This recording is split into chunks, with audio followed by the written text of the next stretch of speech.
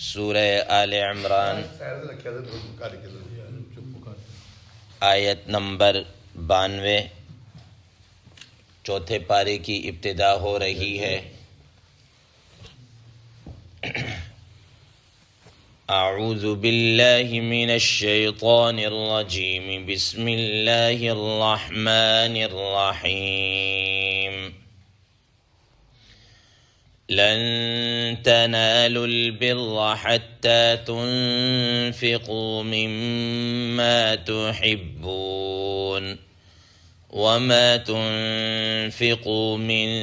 شيء فإن الله به عليم صدق الله العظيم۔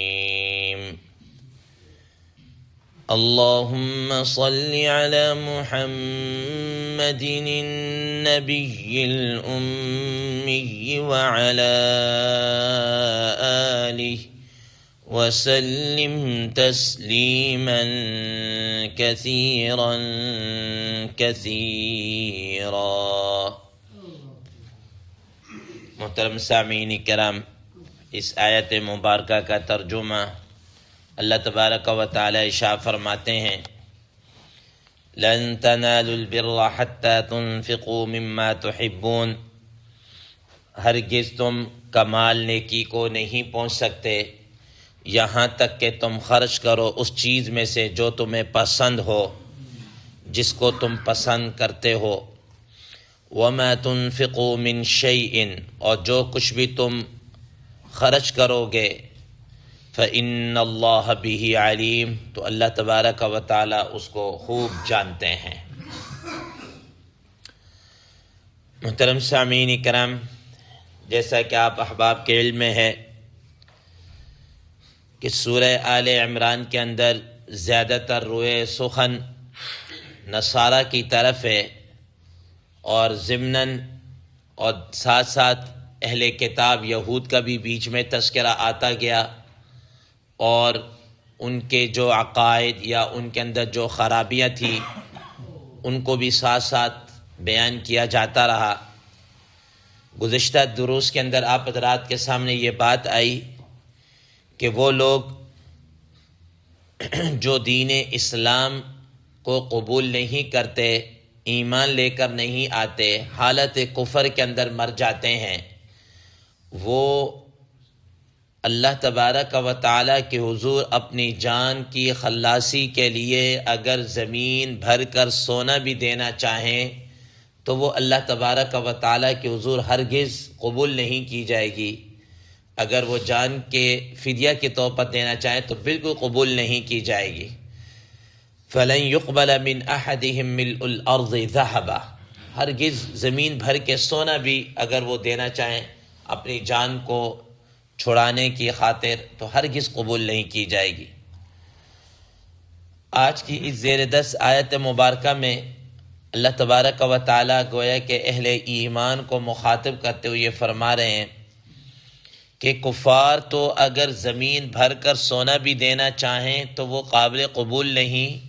لیکن اگر تم اللہ کی راہ میں اخلاص کے ساتھ تھوڑا بھی خرچ کرو گے تو وہ اللہ تبارک و تعالیٰ کے ہاں قابل قبول ہے۔ تو اس کا مطلب یہ ہوا کہ اللہ تبارک و تعالیٰ کے ہاں ان ساری نیکیوں کا اور خرچ کرنے کا دار و مدار اسلام اور دین کے اوپر ہے۔ اگر کسی کے پاس دین اور اسلام ہے تو چھوٹی سے چھوٹی نیکی بھی اللہ تبارک و تعالیٰ کے ہاں قابل قبول ہے اور اس پر بہترین اجر و ثواب ملے گا۔ اگر ایمان دین کچھ بھی نہیں ہے تو پھر بڑی سی بڑی نیکی یا بڑے سا بڑا کام کر دینا، بڑے سے بڑا خرچ کر دینا اللہ تعالیٰ کے ہاں کوئی معنی نہیں رکھتا۔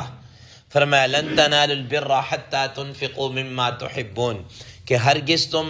کمال نیکی کو نہیں پہنچ سکتے، نیکی کو اس وقت تک نہیں پہنچ سکتے جب تک تم اپنی پسندیدہ چیز کو اللہ کی راہ میں خرچ نہ کر دو۔ محترم سامعین کرام، حضرات مفسرین کرام رحمہ اللہ فرماتے ہیں کہ قرآن مجید کے اندر دو لفظ، لفظ بر اور لفظ بر، با کی زیر کے ساتھ اور با کے زبر کے ساتھ دونوں طرح مستعمل ہوا، دونوں طرح استعمال ہوا ہے۔ حضرات مفسرین کرام رحم اللہ فرماتے ہیں کہ بر کا معنی عمومی طور پر نیکی کے کیے جاتے ہیں، بر کے معنی عمومی طور پر نیکی کے کیے جاتے ہیں، اور اسی وجہ سے قرآن مجید میں لیس البر ان تولوا وجوہکم قبل المشرق والمغرب ولکن البر من آمن باللہ، یہ ابواب البر اللہ تعالیٰ نے ذکر کیے ہیں کہ نیکی کی یہ چیزیں ہیں، نیکی کی یہ اقسام ہیں۔ اور اسی بر کے اندر حضرات مفسرین اس کا معنی ایک اور بھی کرتے ہیں کہ بر کا معنی کامل طور پر کسی نیکی کو ادا کرنا، کسی نیکی کو مکمل طریقے سے ادا کرنا، وہ بر کہلاتا ہے۔ اسی وجہ سے بعض حضرات مفسرین کرام رحم اللہ نے لن تنالوا البر میں البر کا معنی خیر کامل سے کیا ہے۔ تو بر کا معنی عمومی طور پر نیکی کے، اور اینڈنگ پوائنٹ کے اوپر آپ یہ سمجھ لیں کہ اس کو کہتے ہیں کہ جو ایسی نیکی جو مکمل طور پر ہو، ایسی خیر جو کامل طور پر ہو۔ اور با کے زبر کے ساتھ اس کا معنی یہ ہوتا ہے کہ ہر وہ کام یا ہر وہ طریقہ یا ہر وہ ڈیوٹی یا ہر وہ فرض انسان اس کو اخلاص اور کامل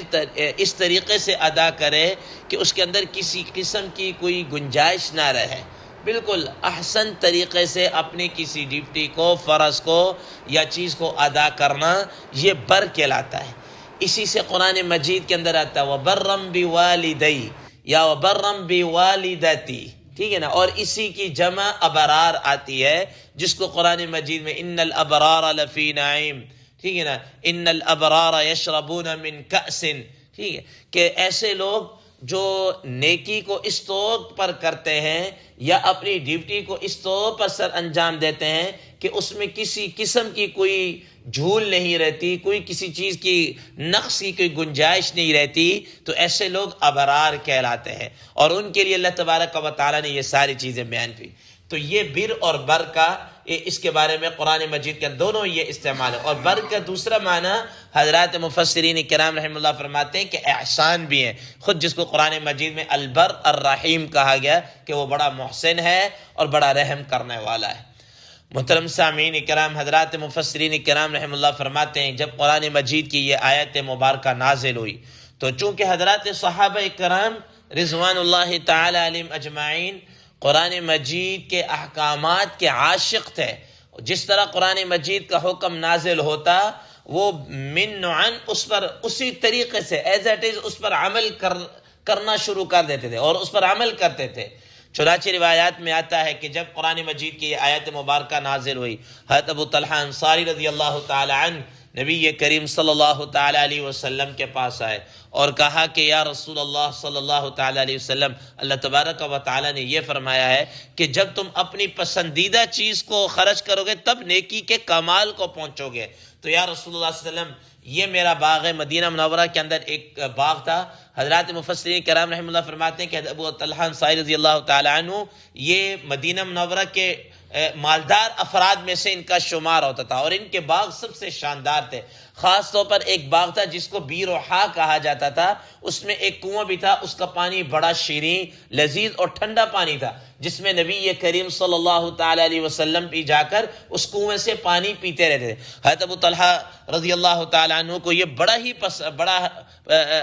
پسند تھا یہ اپنا باغ، تو انہوں نے کہا کہ یا رسول اللہ، اللہ تعالیٰ پسندیدہ چیز کو خرچ کرنے کو کہہ رہے ہیں، میرا یہ باغ مجھے جو سب سے زیادہ پسندیدہ ہے یہ میں اللہ تبارک و تعالیٰ کی راہ میں کیا ہے دے رہا ہوں۔ آپ صلی اللہ تعالیٰ علیہ روایات میں آتا ہے بخن بخن کے الفاظ بولے، واہ کیا بات ہے، کیا بات ہے، کیا کہنے جس کو ہم کہتے ہیں۔ تو رسول اللہ صلی اللہ علیہ وسلم اس کو لیا اور کہا کہ تم اب اس کو اس طرح کرو کہ اپنے قریب ترین کے جو رشتہ دار ہیں، اعزا و اقارب غریب ہیں جی، ان کے اوپر اس کو خرچ کر دو، اس کے اوپر ان کو تقسیم کر دو۔ چنانچہ انہوں نے اپنے چچا زاد اور ان بھائیوں کے اوپر اور اس طرح اپنے قریبی رشتہ داروں کے اوپر اس کو خرچ کر دیا۔ اسی طریقے سے روایات میں آتا ہے کہ ایک صحابی آئے، حضرت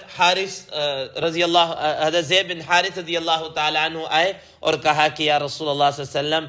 مجھے اپنے مال میں سب سے زیادہ محبوب یہ گھوڑا ہے، یہ گھوڑا ہے، یہ سب سے زیادہ محبوب ہے، یہ میں اللہ کی راہ میں خرچ کر رہا ہوں۔ رسول اللہ صلی اللہ علیہ وسلم کو دے دیا. رسول اللہ صلی اللہ علیہ وسلم نے فرمایا بہت اچھا. پھر انہوں نے انہی کے بیٹے حضرت اسامہ بن زید رضی اللہ تعالیٰ عنہ کو بلایا اور ان کو دے دیا. تو حضرت زید بن حارث رضی اللہ تعالیٰ عنہ کے دل میں تھوڑی سی بات آئی کہ یار یہ تو دوبارہ واپس میرے گھر میں یہ لوٹ کے آ گیا ہے, میرے ہی بیٹے کو مل گیا. تھوڑا سا تردد سا ہوا, ان کو ڈاؤٹ سا ہوا. تو نبی صلی اللہ علیہ وسلم نے ان سے فرمایا کہ تم پریشان نہ ہو, یہ تم نے اللہ کی راہ میں دے دیا ہے, یہ اس میں کسی قسم کی کوئی کمی نہیں ہوگی تمہارے ثواب اور اس کے اندر. اور چونکہ اسامہ جو ہیں وہ اس کے زیادہ مستحق تھے, اس وجہ سے ان کو کیا ہے دے دیا ہے. حضرت عبداللہ ابن عمر رضی اللہ تعالیٰ عنہ کے متعلق آتا ہے کہ ان کی ایک لونڈی تھی جن سے وہ جو ان کو بڑی ہی اچھی لگتی تھی, ٹھیک ہے نا, ان کی کنیز تھی تو ان کو بڑی اچھی لگی. تو انہوں نے اس کو کہا کہ آپ وسلم میں اس کو اللہ تعالیٰ کے لیے میں کیا کر رہا ہوں, آزاد کر رہا ہوں, اور یہ اس طریقے سے. اب ان روایات کو ذکر کر کے حضرات مفسرین کرام رحم اللہ نے ایک نتیجہ اخذ کیا کہ وہ فرماتے ہیں کہ یہ جو خرچ کرنے کے حوالے سے ہے, یہ صرف یہی نہیں ہے کہ انسان مال ہی خرچ کرے, کوئی اور چیز بھی انسان کو پسند ہو سکتی ہے, وہ بھی اللہ کی راہ میں خرچ کر سکتا ہے. بعضوں کو پیسہ پسند ہوتا ہے, بعضوں کو اپنی چیزیں پسند ہوتی ہیں, بعضوں کو کوئی اور چیز کیا ہوتی ہے پسند ہوتی ہے. ہر ایک کی پسند اپنی اپنی ہے, تو وہ اپنی پسندیدہ کوئی بھی چیز کیا ہے اللہ کی راہ میں خرچ کر سکتا ہے. اور یہ بھی نہیں ہے کہ اپنی پسندیدہ چیزیں ساری کی ساری اللہ کی راہ میں خرچ کر دیں, ایسا بھی نہیں کہا. فرمایا مما تحبون حتی تنفقوا, ان میں سے حتی تنفقوا مما تحبون, ان میں سے کچھ کیا کر دو, خرچ کر دو, کمال نیکی کو پہنچ جاؤ گے. محترم سامعین اکرام, یہاں دو چیزیں ہیں. ایک یہ ہے کہ اپنی محبوب ترین چیز اللہ کی راہ میں خرچ کرنا, یقیناً یہ بہت بڑا ثواب ہے. اور دوسرے نمبر پر یہ ہے کہ انسان کے پاس اور کچھ بھی نہیں, لیکن کوئی ایسی اپنی غیر استعمال شدہ چیزیں ہوتی ہیں ان کو خرچ کرتا ہے, یقیناً ان پر بھی کیا ہے اللہ تعالیٰ کے ہاں اجر و ثواب ہے. لیکن ایسی چیز اللہ کی راہ میں خرچ کرنا دینا جو بالکل نکمی اور ردی قسم کی چیزیں ہوں, اس کو آپ حضرات نے تیسرے پارے کے اندر جب ہم نے وہ 2 رکوع پڑھے انفاق فی سبیل اللہ سے متعلق اور اس کے جو اصول و ضوابط بیان کیے گئے, وہاں پر فرمایا کہ ایسی چیز خرچ کرو جو تمہیں پسند ہو, اور ایسی چیز خرچ نہ کرو کہ لستم بآخذیہ من, کہ تم جس کو خود لینا پسند نہ کرو. ٹھیک ہے نا, کہ ایسی گھٹیا اور ردی چیز جس کو تم خود لینا نہ چاہو وہ اللہ کی راہ میں کیا خرچ کرو, ایسا نہیں ہونا چاہیے, بلکہ کوئی ایسی چیز ہونی چاہیے جو تمہیں پسند ہو. ٹھیک, محترم سامعین اکرام, اب یہ جو تمہیں پسند ہو اس کا کیا مطلب ہے کہ لن تنالوا البر حتی تنفقوا مما تحبون. محبت کس چیز سے ہوگی؟ فرمایا کہ پسند وہ چیز ہوتی جس کی انسان کو خود بھی کیا ہو, اپنی ضرورت ہو. اپنی ضرورت کے ہوتے ہوئے اللہ کی راہ میں خرچ کرنا, یہ کمال کیا ہے, نیکی ہے, جس کو خود قرآن مجید میں فرمایا وَيُؤْثِرُونَ عَلَىٰ أَنفُسِهِمْ وَلَوْ كَانَ بِهِمْ خَصَاصَةٌ, کہ وہ دوسروں پر ترجیح دیتے ہیں باوجود ہے کہ ان کو بھی ان کو کیا ہوتی ہے, ضرورت ہوتی ہے. فرمایا لن تنالوا البر حتی تنفقوا مما تحبون, ہرگز تم کمال نیکی کو نہیں پہنچ سکتے. کب تک؟ جب تک تم خرچ کر دو اس چیز کو جو تمہیں کیا ہو, پسند ہو. اب بسا اوقات ایسا ہوتا ہے, مثال کے طور پر حضرات مفسرین کرام رحم اللہ فرماتے ہیں کہ بسا اوقات اس طرح ہوتا ہے, ایک آدمی کسی عہدے کے اوپر ہوتا ہے, اب ظاہر ہے وہ عہدہ اب اس سے کیا کر سکتا ہے, وہ ناجائز فائدہ اٹھا کر کما سکتا ہے, بہت کچھ کر سکتا ہے, اپنے اختیارات استعمال کر کے سب کچھ کر سکتا ہے, لیکن وہ اپنے عہدے کو اس طرح قبول کرے کہ اس کو کمائی کا ذریعہ نہ بنائے بلکہ عوام الناس اور لوگوں کی خدمت کا کیا ہے ذریعہ بنا لے. فرمایا کہ یہ بھی لن تنالوا البر حتی تنفقوا مما تحبون میں آتا ہے. تو اس کا مطلب یہ ہوا کہ آدمی اگر کسی اقتدار کے اندر ہے, اقتدار کے اندر رہ کر وہ بجائے اس کے کہ لوٹ مار کرے بلکہ عوام الناس کی اور مخلوق خدا کی کیا خدمت کرے, یہ بھی تنفقوا مما تحبون کے اندر کیا ہے آتا ہے. فرمایا وما تنفقوا من شیء فإن اللہ به علیم. یاد رکھنا جو تم بھی اللہ کی راہ میں خرچ کرو گے کہ تمہیں یہ چیز پسند ہے تو تم وہ خرچ کر رہے ہو, یا ویسے اپنے آپ سے اتار رہے ہو کہ یا میری جان, اپنی جان چھڑا رہے ہو, ٹھیک ہے نا. یہ اللہ تعالیٰ کیا جاتے ہیں وما تنفقوا من شيء، جو بھی تم خرچ کرو گے فإن اللہ به علیم، اللہ تبارک و تعالیٰ اس کو کیا جانتے ہیں، خوب اچھی طرح جانتے ہیں، تمہاری نیتوں کو بھی جانتے ہیں اور ان ساری چیزوں کو بھی جانتے ہیں. نبی کریم صلی اللہ تعالی علیہ وسلم نے فرمایا کہ تم اپنے اندر اخلاص پیدا کر لو، یہ تمہارا اخلاص، یہ تھوڑا سا خالص پن بھی کافی ہو جائے گا بہت بڑے عمل سے. یکفی کا من العمل، یہ تھوڑا سا اخلاص تیرا بہت بڑے عمل کے لیے بھی کیا ہو جائے گا، کافی ہو جائے گا. اللہ تبارک و تعالیٰ سے دعا ہے اللہ تبارک و تعالیٰ ہمیں ان چیزوں پر عمل کرنے کی اور اللہ کی راہ میں بہترین سے بہترین چیز خرچ کرنے کی توفیق عطا فرمائے. وآخر دعوانا ان الحمد للہ رب العالمین.